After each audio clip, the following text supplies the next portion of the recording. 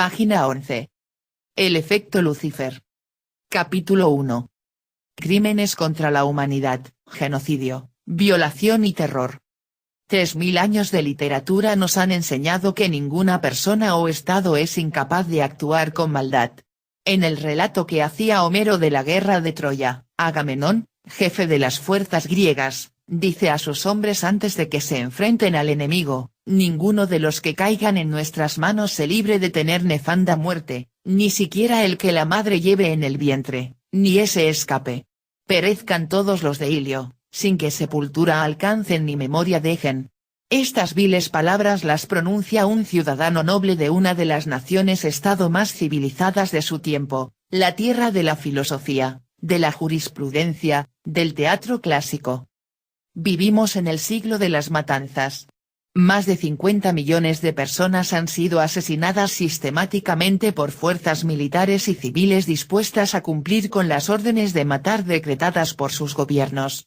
En 1915, los turcos iniciaron la matanza de 1,5 millones de armenios. A mediados del siglo XX, los nazis asesinaron al menos a 6 millones de judíos, 3 millones de prisioneros de guerra soviéticos, 2 millones de polacos y centenares de miles de indeseables. Mientras el imperio soviético de Stalin asesinaba a 20 millones de rusos, las políticas del gobierno de Mao Zedong dieron como resultado un número de muertes aún mayor, hasta 30 millones de sus propios conciudadanos. El régimen comunista de los Jemeres Rojos exterminó a más de 1,5 millones de ciudadanos de su propio país, Camboya.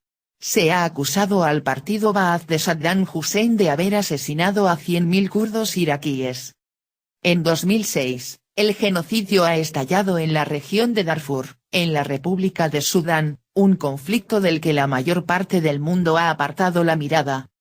Prácticamente las mismas palabras que dijera Agamenón hace 3000 años se han oído en nuestra época en el país de Ruanda, mientras los hutus gobernantes aniquilaban a sus anteriores vecinos, los integrantes de la minoría tutsi. Una víctima recuerda que uno de sus torturadores le dijo: «Vamos a matar a todos los tutsis y habrá un día en que los niños hutus tendrán que preguntar cómo era un niño tutsi». Las violaciones de Ruanda. Los pacíficos tutsis de Ruanda, en el África Central, aprendieron que un simple machete, usado contra ellos con mortal eficiencia, podía ser un arma de destrucción masiva. La matanza sistemática de tutsis por parte de sus anteriores vecinos, los hutus, se extendió por todo el país en pocos meses, durante la primavera de 1994. Cuando los escuadrones de la muerte mataron a miles de hombres, mujeres y niños inocentes con machetes y garrotes con clavos. En un informe de Naciones Unidas se calcula que en solo 3 meses fueron asesinados entre 800.000 y 1 millón de ruandeses, haciendo de esta matanza la más atroz de la historia conocida.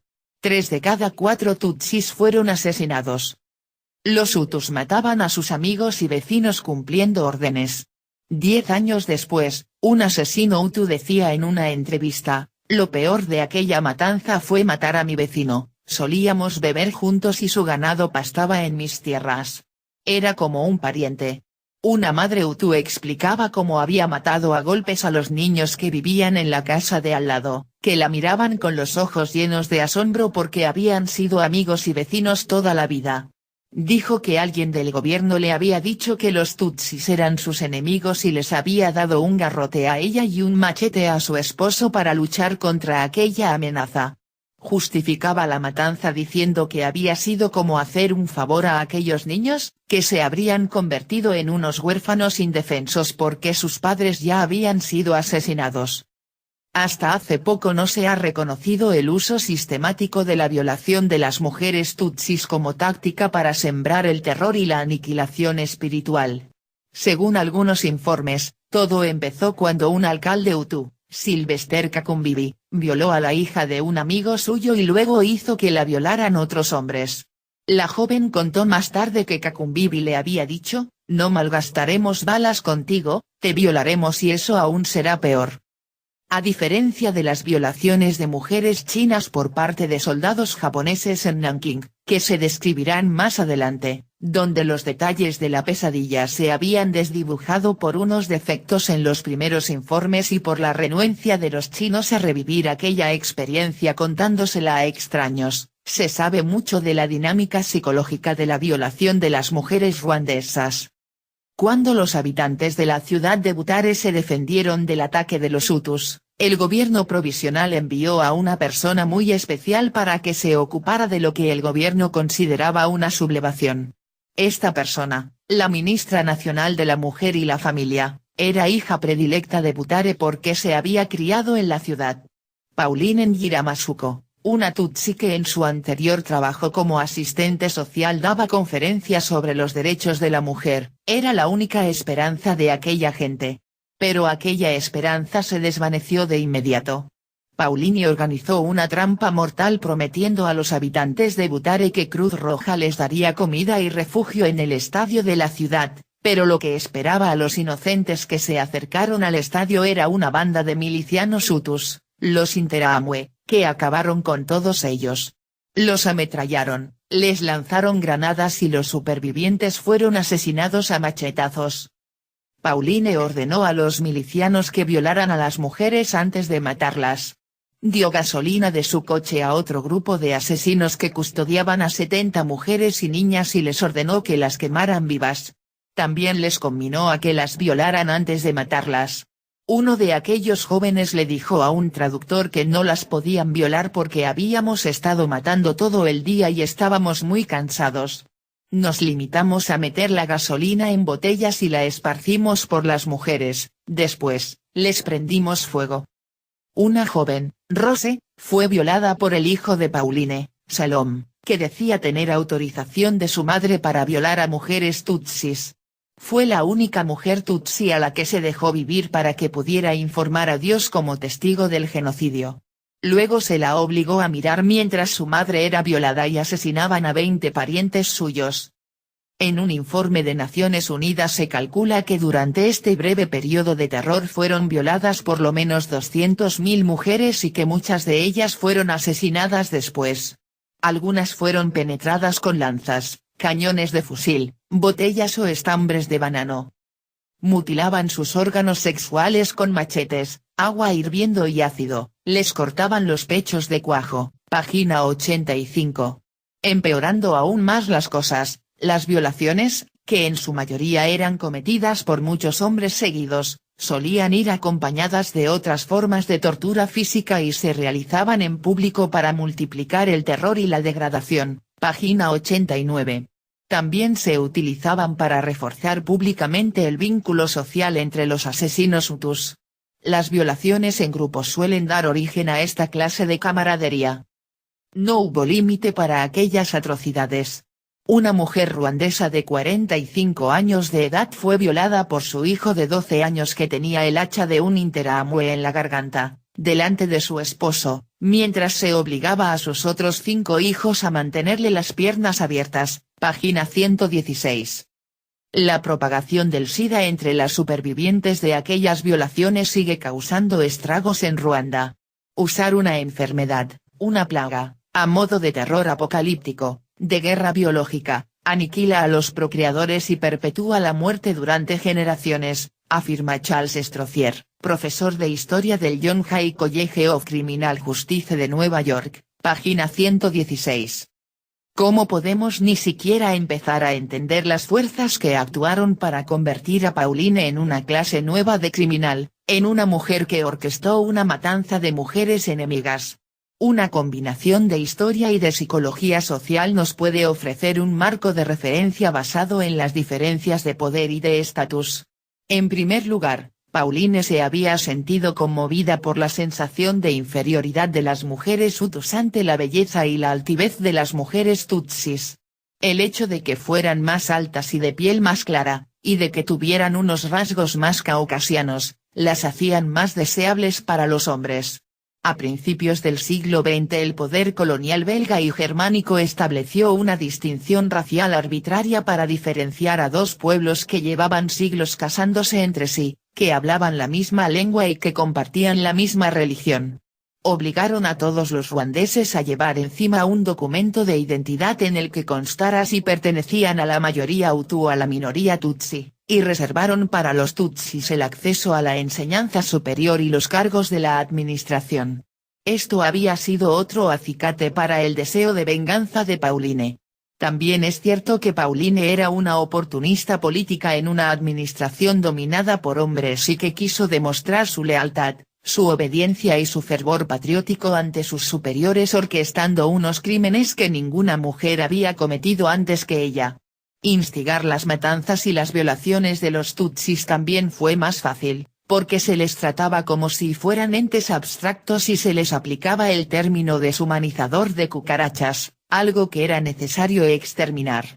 Aquí tenemos un documento vivo de la imaginación hostil que pinta los rostros del enemigo con matices odiosos y luego destruye la tela. Por inconcebible que nos pueda parecer que alguien pueda inspirar deliberadamente unos crímenes tan monstruosos, Nicole Bergevin, la abogada de Pauline en su juicio por genocidio, nos recuerda que cuando te encargas de juicios por asesinato te das cuenta de que todos somos vulnerables aunque ni siquiera podamos soñar con ser capaces de cometer estos actos. Pero te acabas dando cuenta de que todos somos vulnerables. Me podría pasar a mí, le podría pasar a mi hija, te podría pasar a ti, página 130.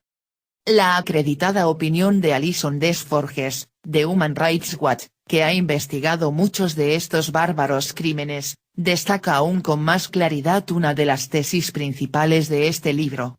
Desforges nos obliga a ver nuestro propio reflejo en estas atrocidades. Esta conducta se halla justo bajo la superficie de cualquiera de nosotros. Las descripciones simplificadas de un genocidio permiten distanciarnos de sus autores. Son tan malvados que no podemos ni imaginarnos haciendo lo mismo. Pero si tenemos en cuenta la terrible presión bajo la que actuaban, automáticamente vemos reafirmada su humanidad y eso es algo muy alarmante. Nos vemos obligados a contemplar la situación y a preguntarnos, ¿qué habría hecho yo?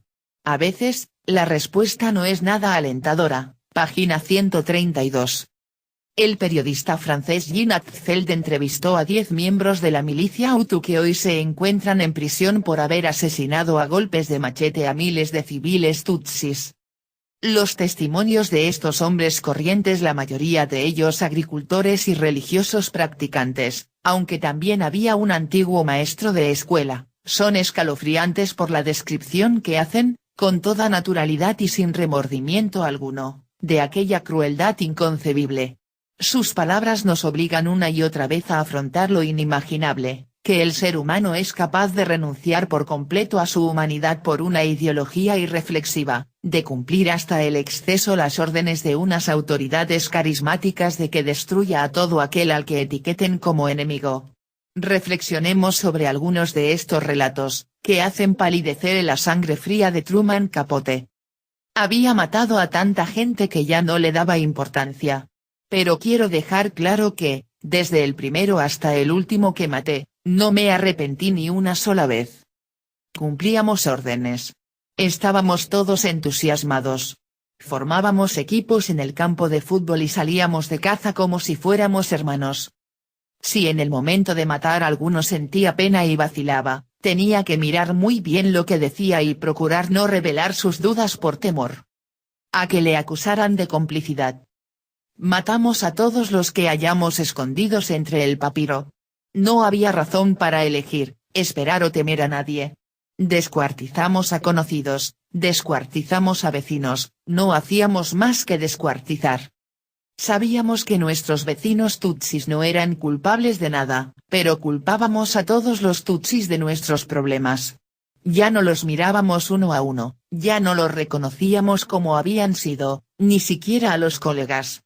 Se habían convertido en una amenaza mayor que todo lo que habíamos compartido, mayor que nuestra forma de ver las cosas en la comunidad. Así era como pensábamos al matarlos.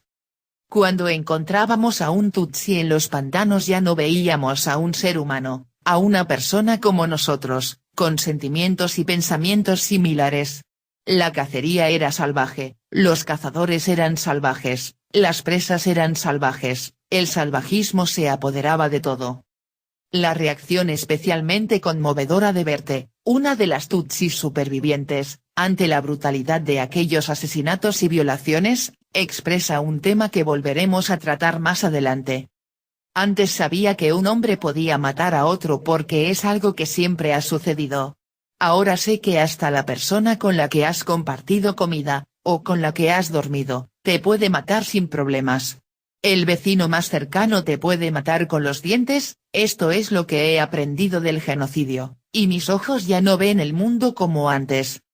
En su obra Shake Hands with the Devil, o Chocando manos con el diablo, el teniente general Romeo Dallaire ha expuesto con toda crudeza sus experiencias como comandante de la Fuerza de Paz de Naciones Unidas en Ruanda.